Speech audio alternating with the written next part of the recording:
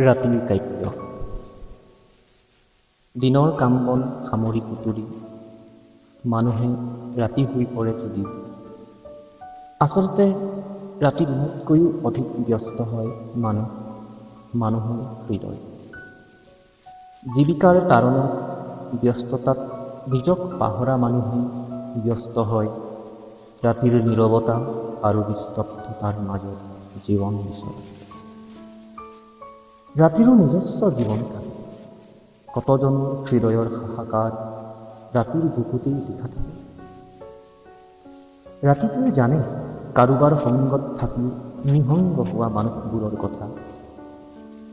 ৰাতিটোৱে জানে উজাগৰত ইকাতি সিকাতি পাৰ হোৱা স্বপ্ন অভিসাৰৰ কথা। জানে ৰাতিয়ে বহুজনৰ গোপন সত্যৰ ব্যথা। ৰাতিৰ আন্ধাৰৰ বুকুত হেতেৰিত লিখা হয় কাৰোবাৰ চকুৰ হিচাপ। ৰাতিৰ এই কথাবোৰ কেৱল তেওঁলোকৰ বাবেহে।